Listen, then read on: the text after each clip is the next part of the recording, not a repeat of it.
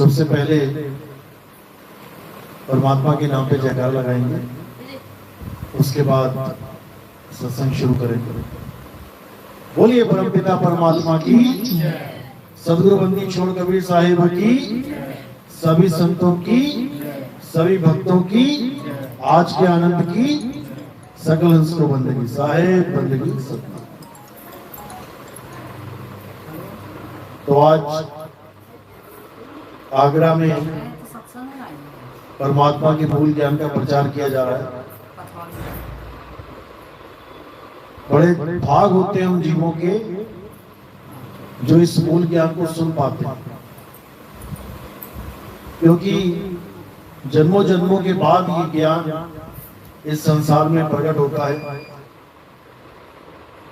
और उससे भी बड़े भाग होते हैं उन जीवों के जो इस ज्ञान को समझ पाते हैं, क्योंकि ये ज्ञान 100 बार सुनने पर भी समझ नहीं आता, और अगर समझ में भी आ जाए तो उस पे विश्वास नहीं बनता।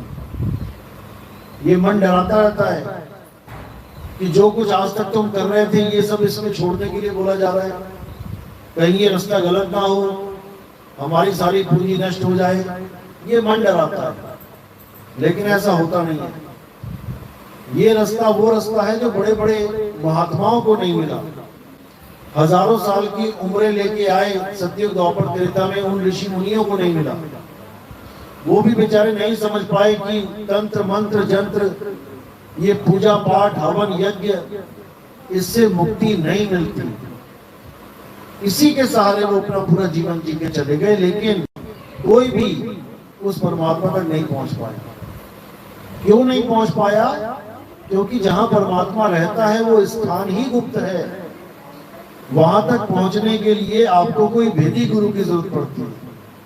भेदी गुरु का मतलब होता है जो आपको भेद बताए कि परमात्मा तक कैसे पहुंचना है।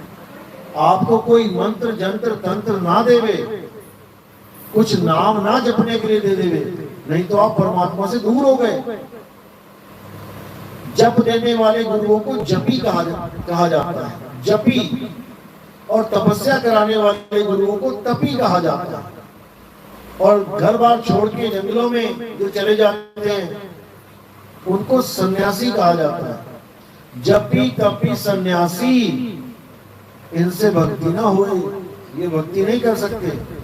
ये केवल मंत्र जप सकते हैं, जप जप के सिद्ध कर सकते हैं, सिद्ध पुरुष बन सकते हैं, लेकिन ये परमात्मा को नहीं पा सकते, क्योंकि इनको भेद ही नहीं पता होता परमात्मा है कहां। जहां परमात्मा छुपा हुआ है उस जगह को ये जानते ही नहीं, और उसके बदले कहां चले जाते हैं? कोई स्वर्ग में चला गया, कोई महास्वर्ग में चला गया, कोई वैकुंठ धाम चला गया, कोई गोलोक चला गया, कोई शिवलोक चला गया, कोई ब्रह्मलोक चला गया। इन लोकों में चले जाते हैं। इन लोकों में जाने से मुक्ति नहीं होती, इनको वापस आना पड़ता है। गीता में यही बोला गया, हे अर्जुन, ऊंचे से ऊंचा लोक, ऊंचे से ऊंचे लोक में गया हुआ भी जीव वापस आता है अपने कर्म भुगत के। जितनी पूंजी आपने यहाँ बनाई है उन लोकों में जाके आप उसको खत्म कर देते हो और वापस यहीं आना पड़ेगा।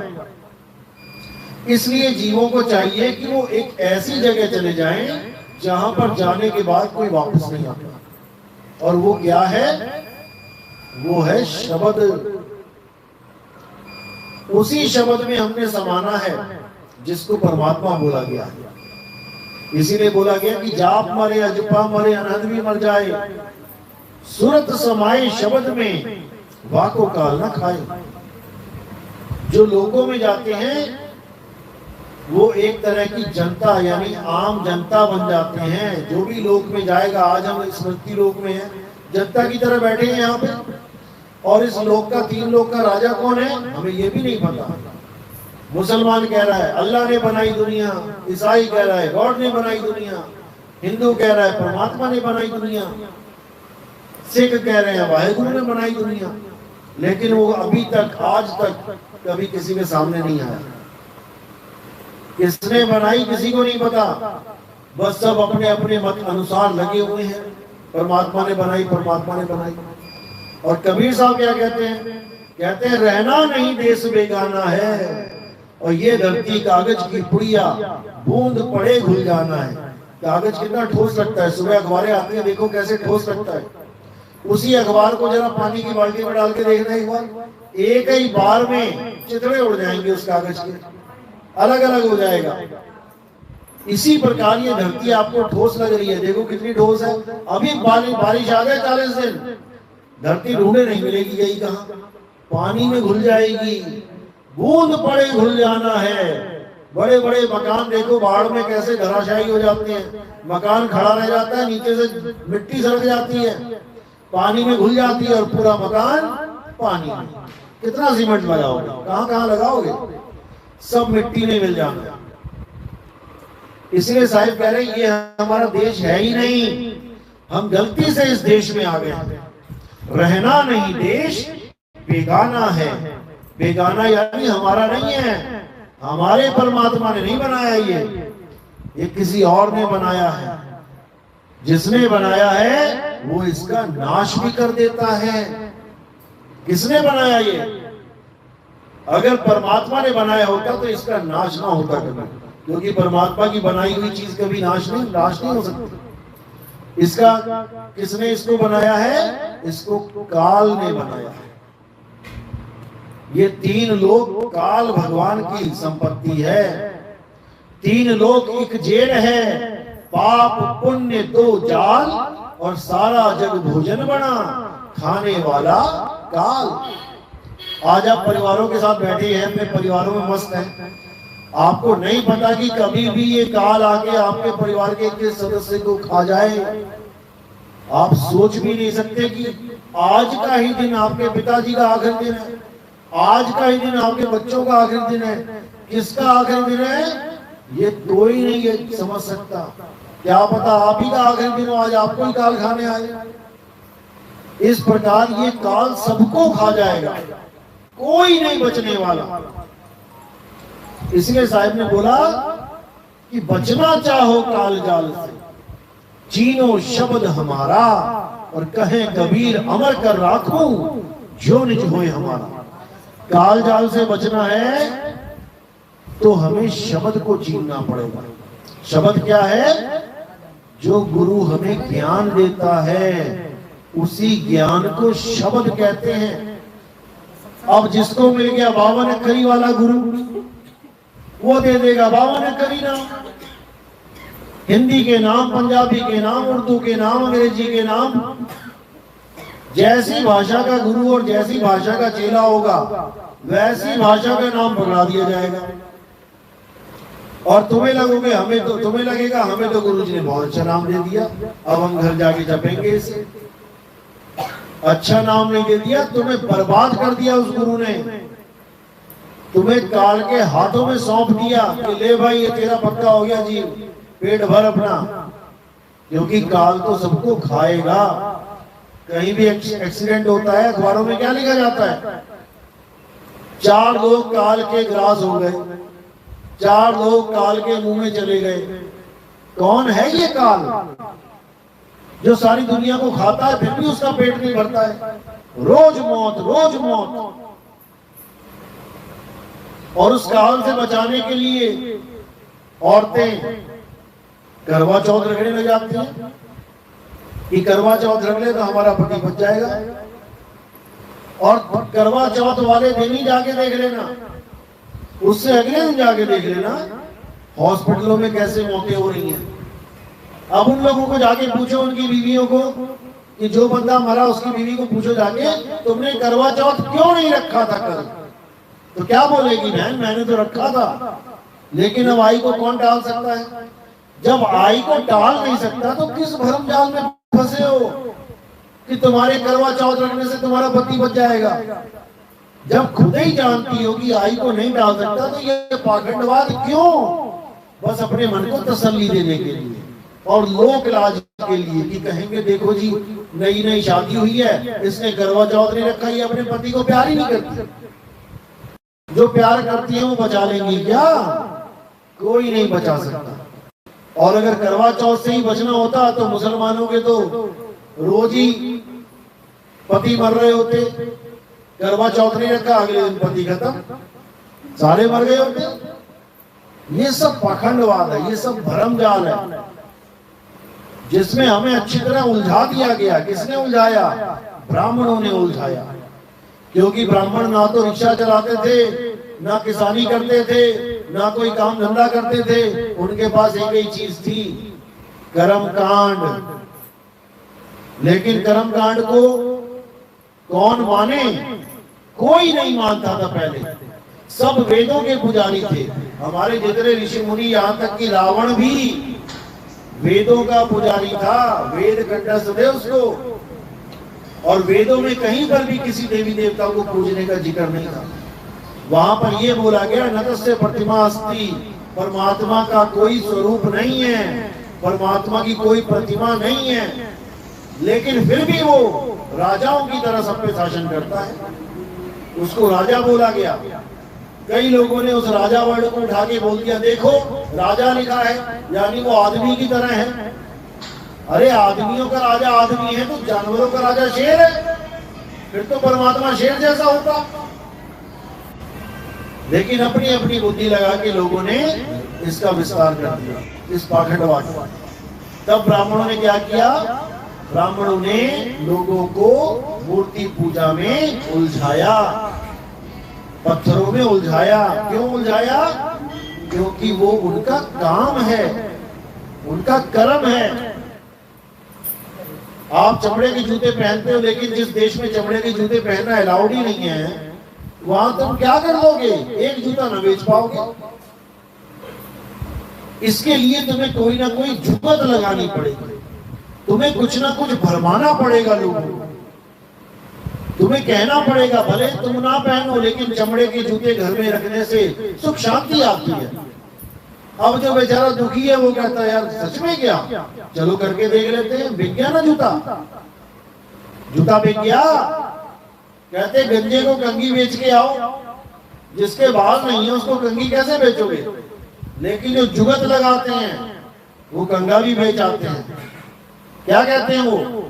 कहते हैं जी इस कंघी से जब आप खुजाओगे ना, आपको बहुत मजा आएगा। कंघी से खुजाते हैं कई लोग। अब भले बाल सिर पे नहीं है, लेकिन खुजली के लिए ले ली, जुगत लग गई, कंघी बिक गई। इसी प्रकार ब्राह्मणों ने भ्रम फैला दिया कि तुम रोज उठ के भगवान के यानी पत्थर की पूजा नहीं करोगे तो तुम नरक में जाओगे।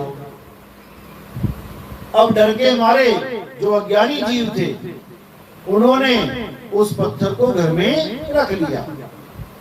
कोई खुद चल के नहीं आए भगवान तुम्हारे घर कि कोई कहे कि नितिन दास भगवान के खिलाफ बोल रहा है। तुम खुद लेके आए हो, आज भी लेके आते हो।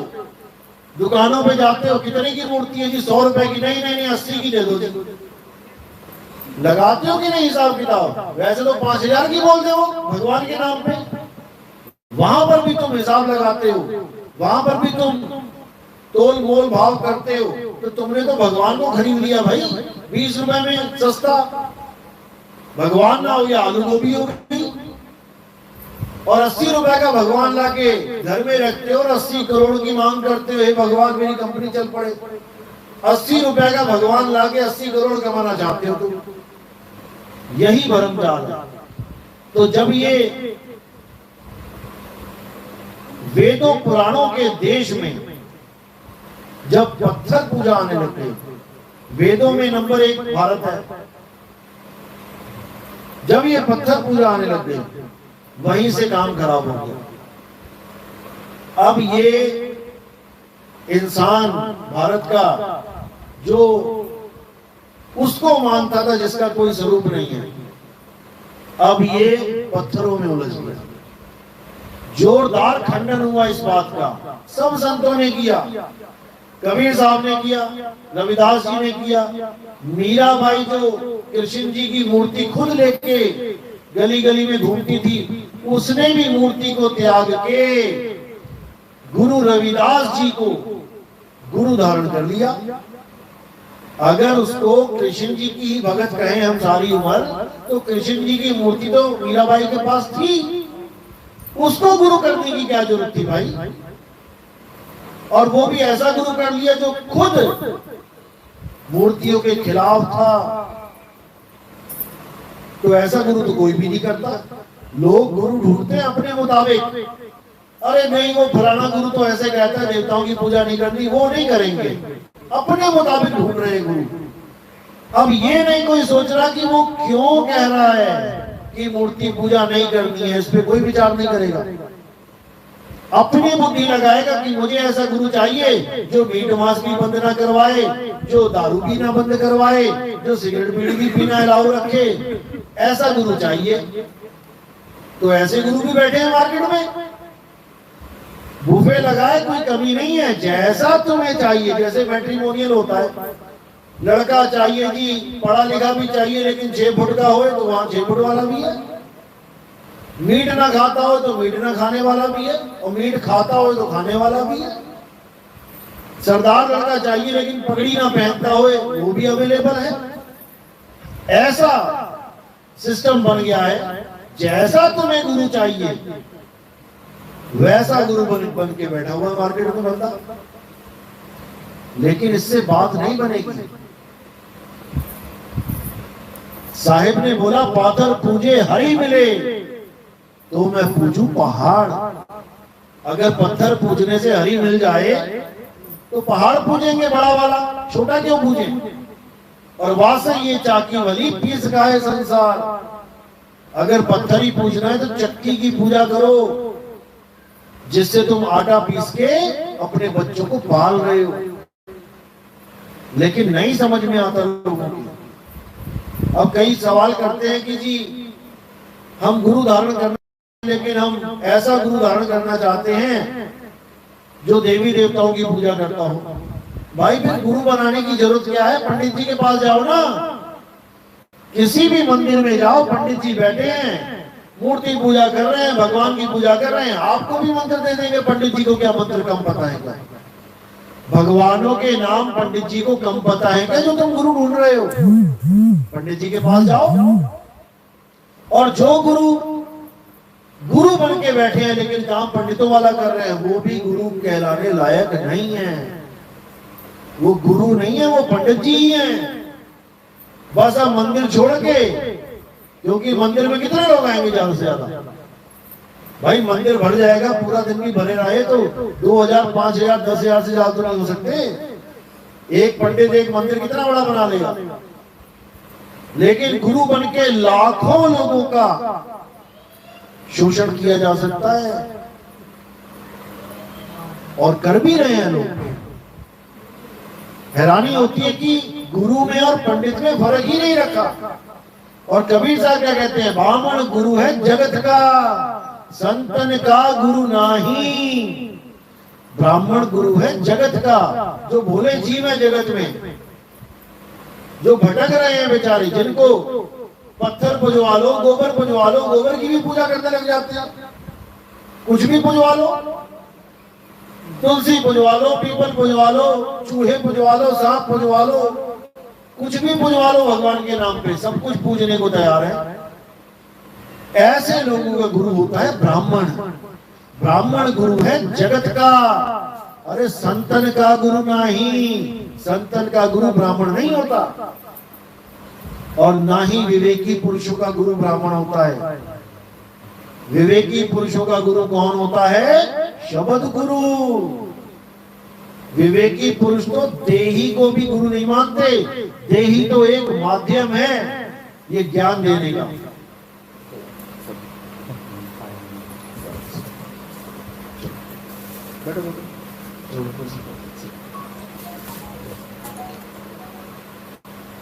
तो ब्राह्मण और संत, इनमें जमीन आसमान का अंतर होता है।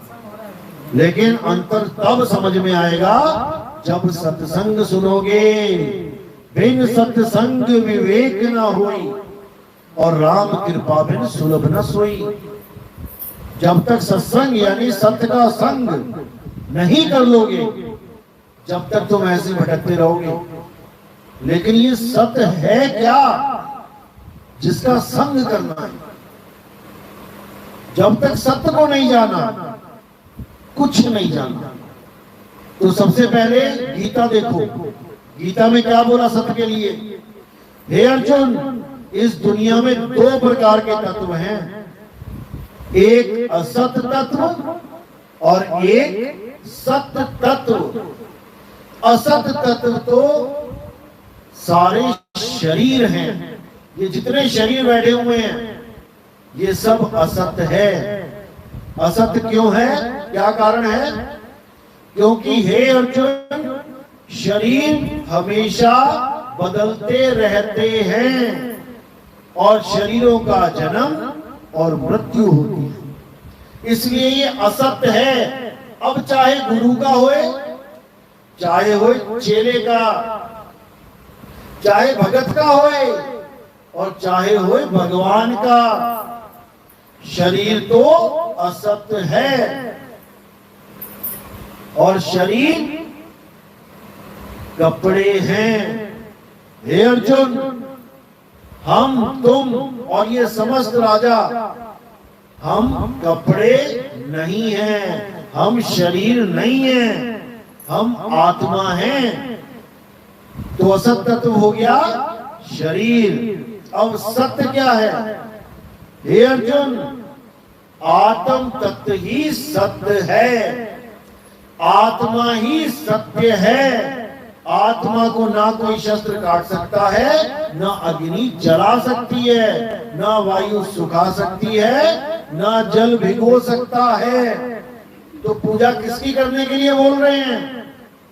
सत्य की कि असत्य की? सत्य की। और हम किसकी पूजा करते रहे? असत्य की। वो कह रहे हैं उसको शस्त्र काट नहीं सकता, यानी उसको तीर छू भी नहीं सकता, आत्मा को, उसकी पूजा करनी थी। और हम किसकी करते रहे? जिसके पैर में तीर लग गया उसकी पूजा करते रहे। कृष्ण जी के कैसे शरीर छोड़ा उन्होंने? क्या हुआ था? पैर में तीर लगा था। राम जी ने शरीर कैसे छोड़ा? सरयू नदी में जल समाधि लेके जल ने शरीर को गला दिया। तो पूजा किसकी करनी थी? आत्मा की, जिसको जल गला नहीं सकता। और हम पूजा किसकी करते रहे? शरीर की, जिसको जल ने गला दिया, तीर ने छेद दिया। इसीलिए कृष्ण जी की बात कोई नहीं समझ पा रहा है आज। क्यों? क्योंकि सत्य बताने वाला नहीं मिल रहा।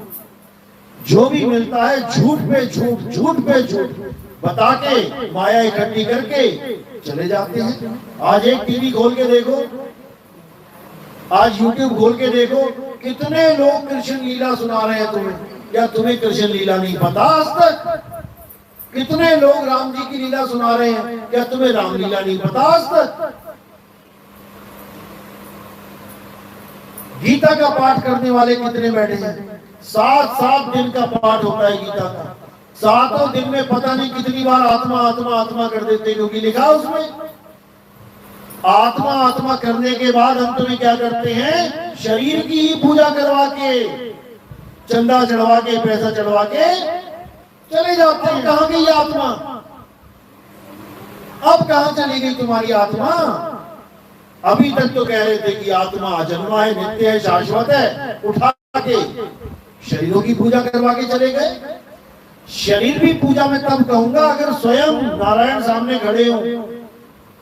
आप सामने खड़े हो और आपकी एक मूर्ति सामने खड़ी है, उसमें फर्क है कि नहीं? अंबेडकर जी सामने खड़े थे, भाषण दे रहे थे, और आज अंबेडकर जी की मूर्ति कहीं लगी है, फर्क है कि नहीं? जिंदा अंबेडकर के गले में माला डालना और अंबेडकर जी की गले में, मूर्ति के गले में माला डालना, फर्क है कि नहीं? अगर जीवित शरीर खड़ा है नारायण का तो उसको माला डाल सकते हो, क्योंकि शरीर जीवित है, क्योंकि आत्मा वहां पर है, आत्मा की वजह से ही जीवित है। और अगर वहां पर मूर्ति को माला डाल रहे हो तो कहां का विवेक है भाई? एक जगह भी दिखा दो, गीता में कहीं लिखा हो कि मेरे शरीर की पूजा करो या मेरी मूर्ति की पूजा करो? एक जगह भी नहीं लिखा। वहां पर कभी नहीं बोला गया कि किसी धर्म में मैं यानी मेरे शरीर की पूजा हो गई, कभी नहीं बोला। वहां तो ये बोला गया सब धर्मों को त्याग दे, सब धर्मों को छोड़ के एक मेरी शरण में आ जा।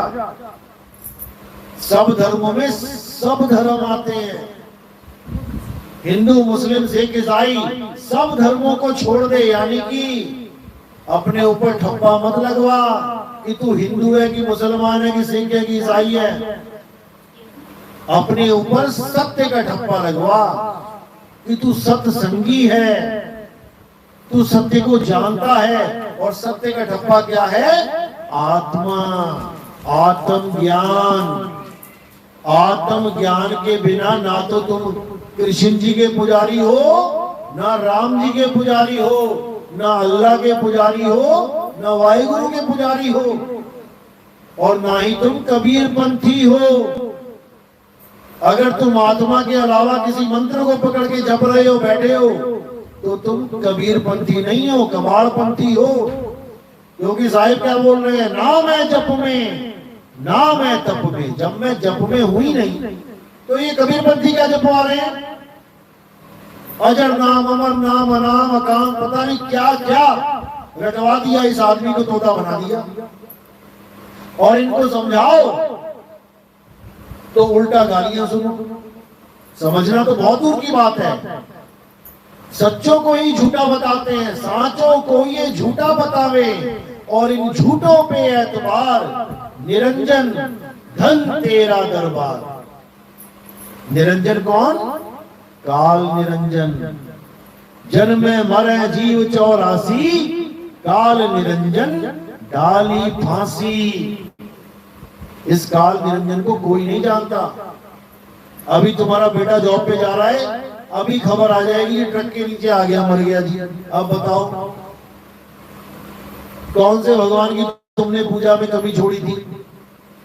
भगवान को बचाना चाहिए था। जब हाथी को बचाने आ गए मगरमच्छ से, तो हम तो फिर भी आदमी हैं भाई, हमें क्यों नहीं बचा रहे? और जो दर्शन करने जा रहे हैं, केदारनाथ में गए थे, घर बार छोड़ के, गंदा पानी छोड़ के, उनको भी मौत से नहीं बचाया। अरे उनको तो बचा लेते। भगवान के घर गए थे, कहीं घूमने फिरने थोड़ी नहीं गए थे पिकनिक स्पॉट पे, नहीं बचाया गया।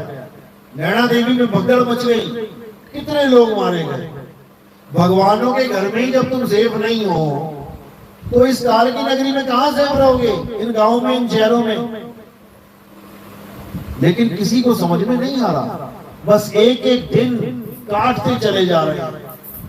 और साहिब कह रहे हैं ये अनमोल है, मानुष जन्म अनमोल है, और मिले न बारंबार।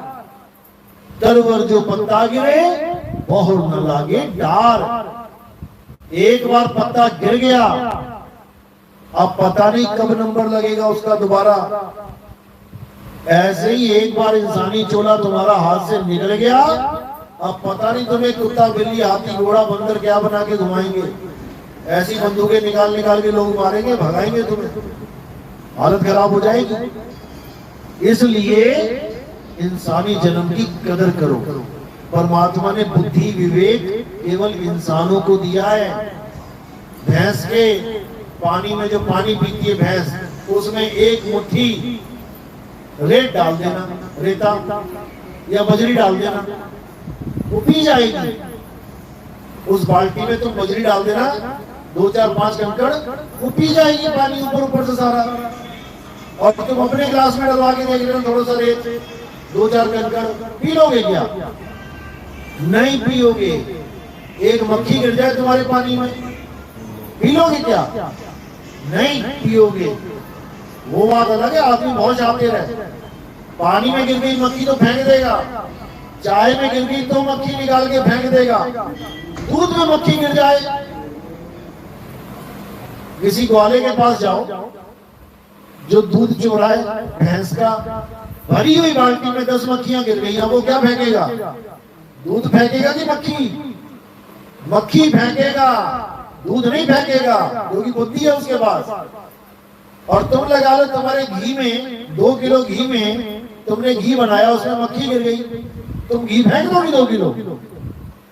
तुम भी मक्खी निकाल के फेंकोगी। ये विवेक है।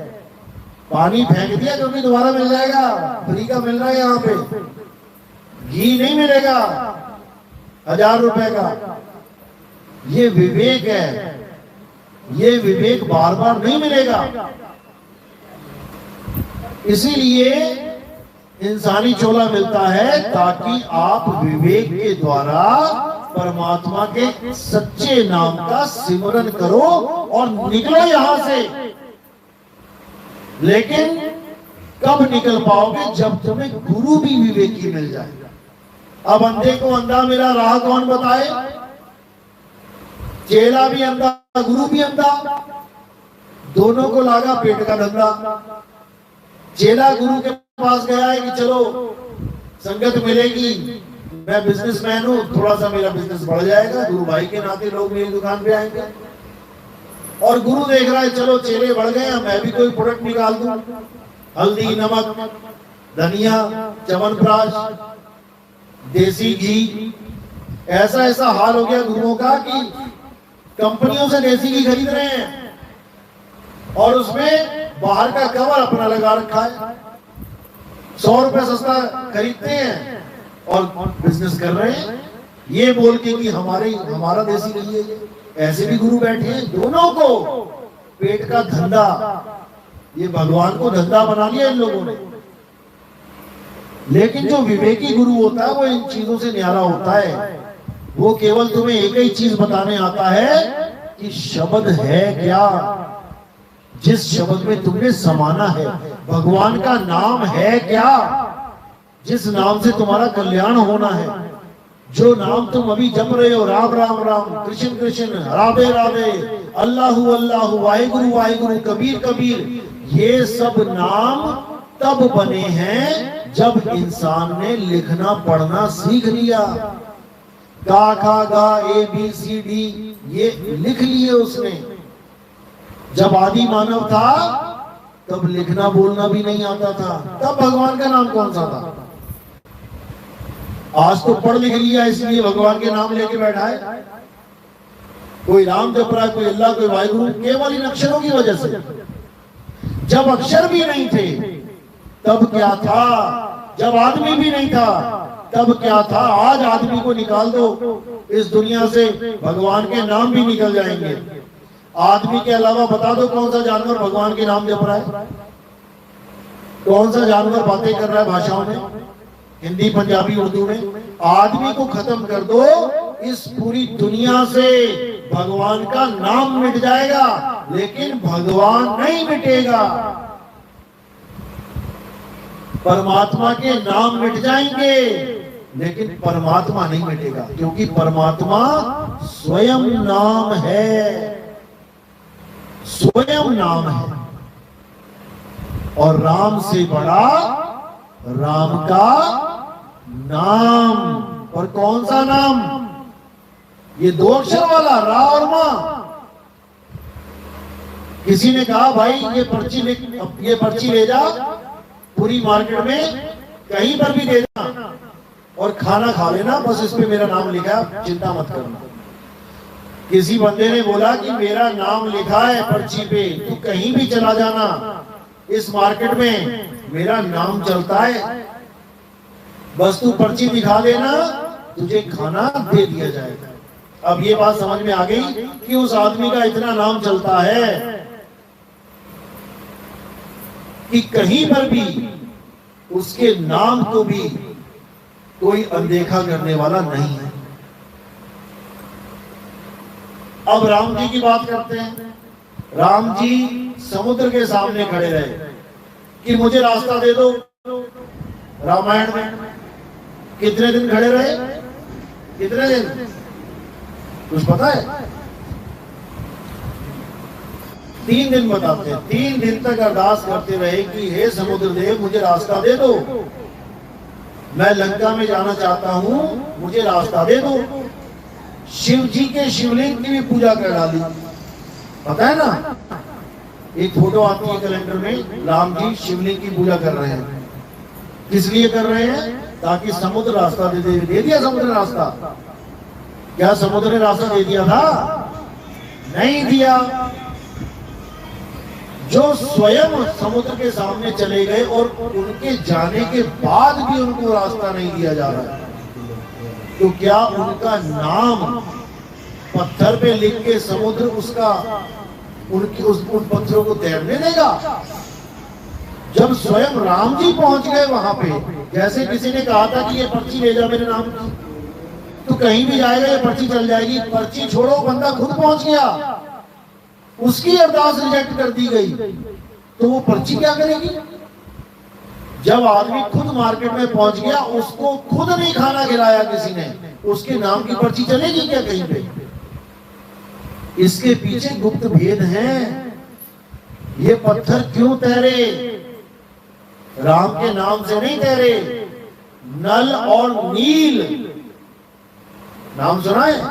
नल और नील कौन थे? राम जी की सेना में थे। उनको वरदान था कि जो भी चीज तुम समुद्र में फेंकोगे, पानी में फेंकोगे, वो डूबेगी नहीं। तो उनसे, उनके हाथों से ये पत्थर फेंकवाए गए थे ताकि वहां पे पुल बन जाए। तो पत्थर राम के नाम से नहीं तैरने लगे थे, पत्थर तैर रहे थे नल और नील के हाथों की वजह से। और किसने दिया था ये वरदान? किसने दिया था? सपने में भी नहीं पता लग सकता कि कौन है ये वरदान देने वाला। जिस दिन ये पता लग गया ना कि ये वरदान किसने दिया था, उस दिन सब कुछ भूल जाओगे। तब समझ में आएगा कि ये है जो गुप्त रूप से सबका भला करता है। वो सामने नहीं आता कभी किसी के। सामने देवी देवता आ जाते हैं, सामने भूत प्रेत आ जाते हैं, सामने पितर आ जाते हैं, लोगों के सपनों में आ जाते हैं, लेकिन वो कभी सामने नहीं आता।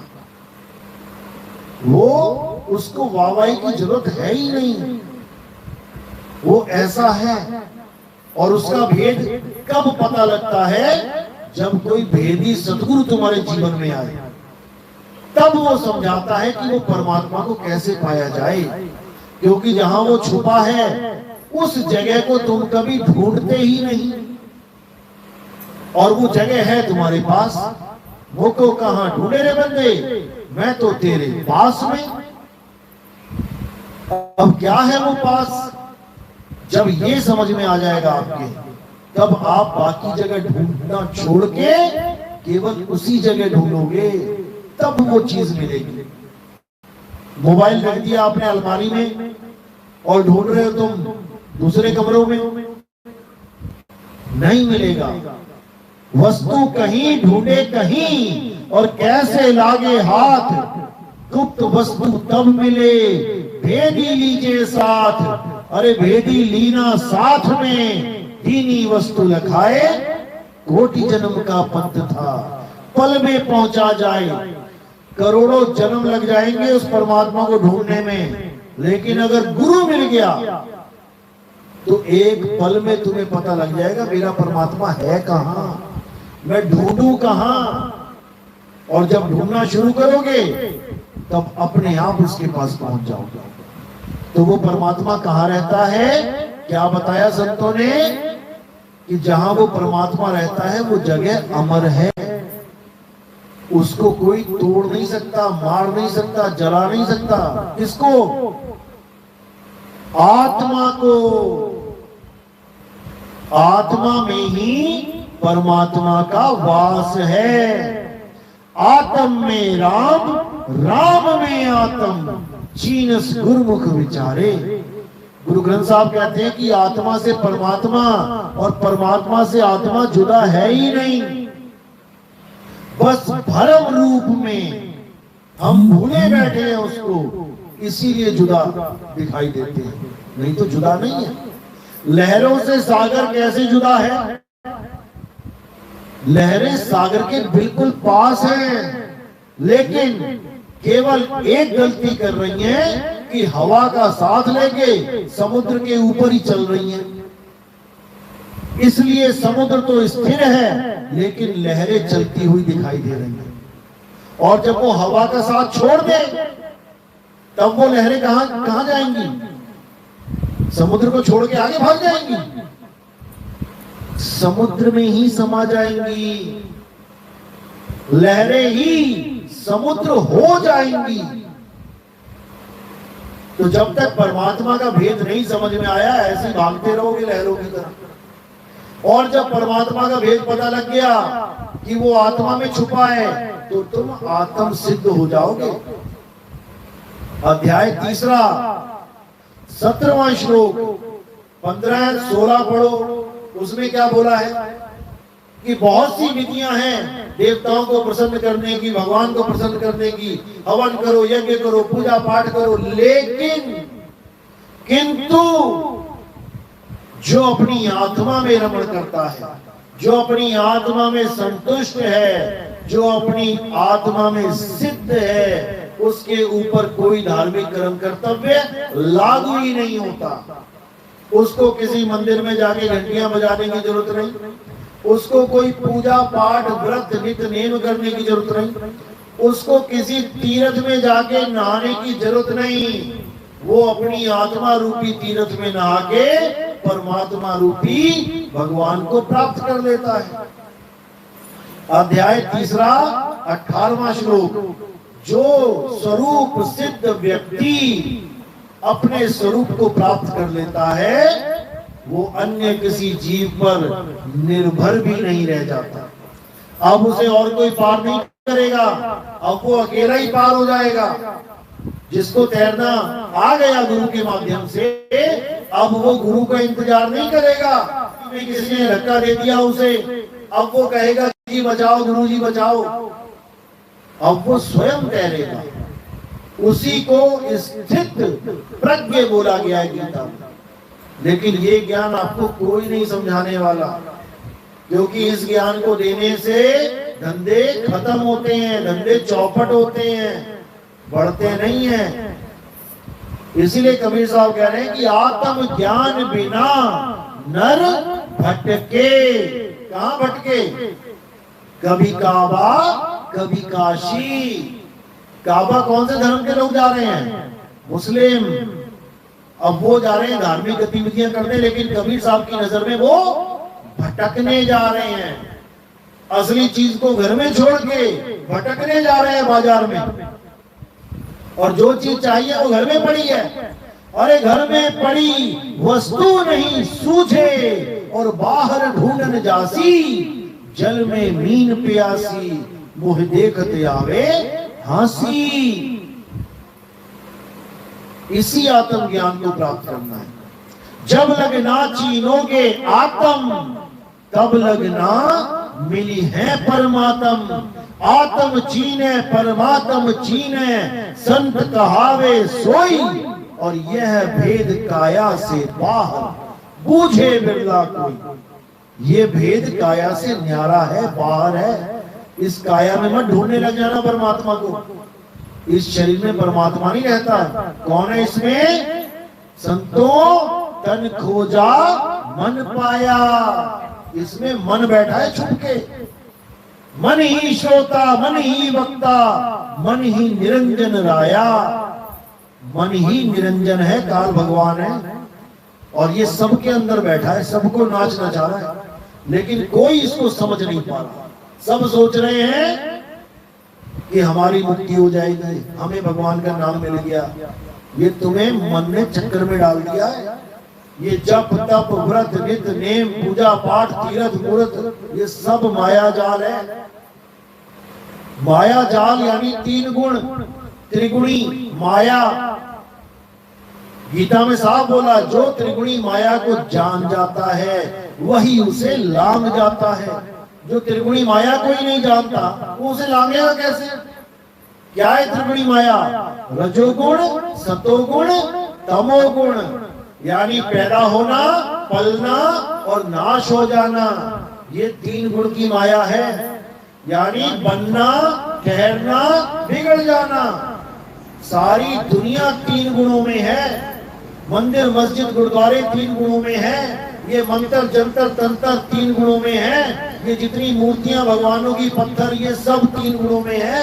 ये तीर्थ मूर्त सब 3 गुणों में है। ये काया भी 3 गुणों में है। पैदा हुई है, पलेगी, नाश हो जाएगी। जो भी 3 गुणों में रह जाएगा, हे अर्जुन, वो कभी मुक्त नहीं हो सकता। 1,84 में जाना ही पड़ेगा। 3 गुणों को लांघने वाला कोई बिरला होगा। और वो क्या करेगा? वो 3 गुणों से ऊपर उठ के आत्म तत्व को जान लेगा, जिसके कारण ये काया चल रही है, ये हाथ उठ रहा है, ये मुंह से अक्षर निकल रहे हैं। उस आत्मा को जानना ही परमात्मा को जानना है। खुद को पाना ही खुदा को पाना है। लेकिन किसी के समझ में नहीं आ रहा है। सब भेड़ चाल में लगे हैं। बहन तू कहां जाती है? मैं तो उस मिशन से जुड़ी हूं, चल मैं भी चल पड़ती हूँ। कुछ तो ऐसे चली जाती हैं। कुछ कहती हैं बहन तू कहां से जुड़ी है? मैंने तो कहीं से नाम नहीं लिया। अरे चल हमारे यहाँ चल, बाबा जी से मिलवाती हूँ। और क्या कहेगी? घर में सुख हो जाएगा, शांति हो जाएगा, ऐसा हो जाएगा, वैसा। बाबा के अपने घर में सुख शांति ना हो बोले। अपनी बहू और अपना बेटा 100 गालियां देते हैं बाबा जी को, तुम्हें सुख शांति दिलवा देंगे।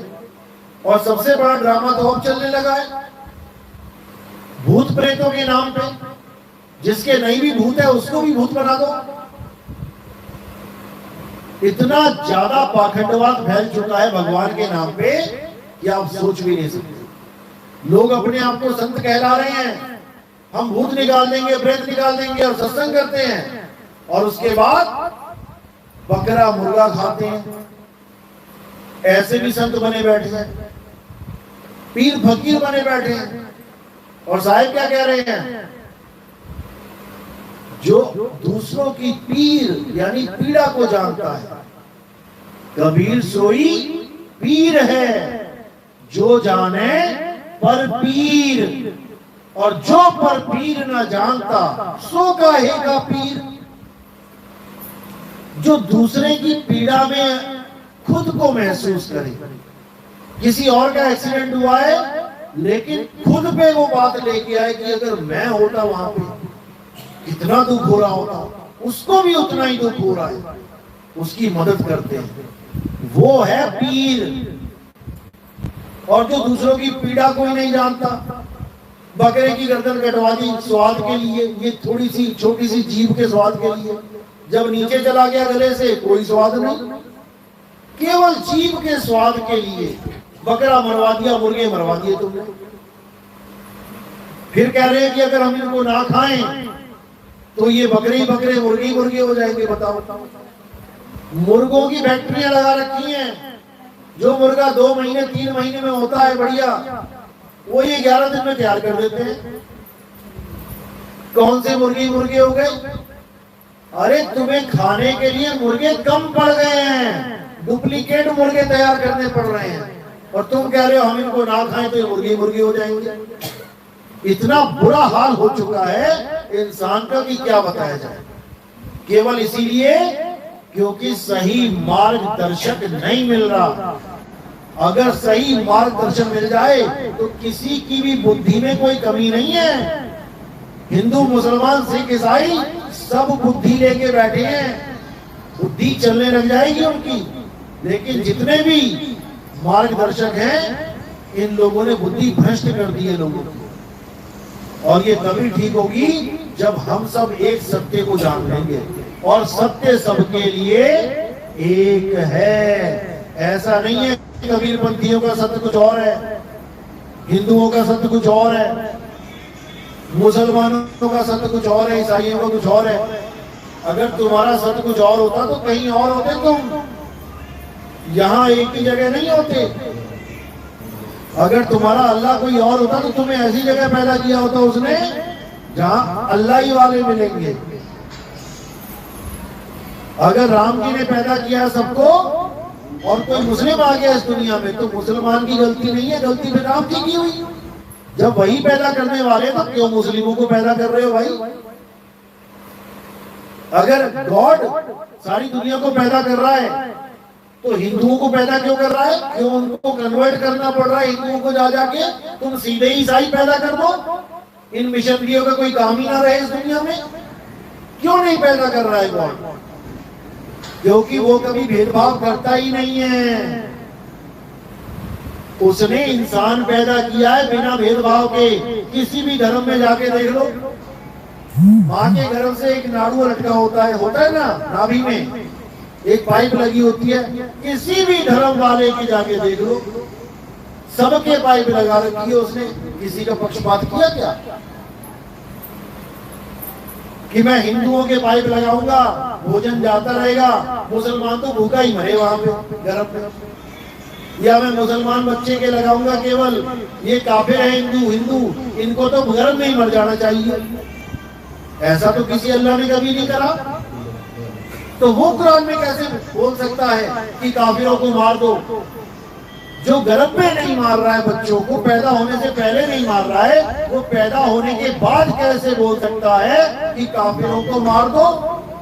काफिर मतलब बुत की पूजा करने वाले। जबकि पहली बुत की पूजा, यानी पहली बार शरीर की पूजा किसने कराई थी? अल्लाह ने ही करवाई थी। जब सबको हुक्म दिया आदम को बनाने के बाद, मिट्टी से बनाया था आदम, मिट्टी से बुत बनते हैं। आदम को बनाने के बाद बड़े बड़े जो क्या बोलते हैं उनको, जो परियां हो गई या जो नबी हो गए, कुछ भी, उन सबको बोला कि इस आदम को सजदा करो, यानी उस बुत को बना के उसका माथा टिकवाया। तो पहली बुत परस्ती तो अल्लाह ने करवा दी,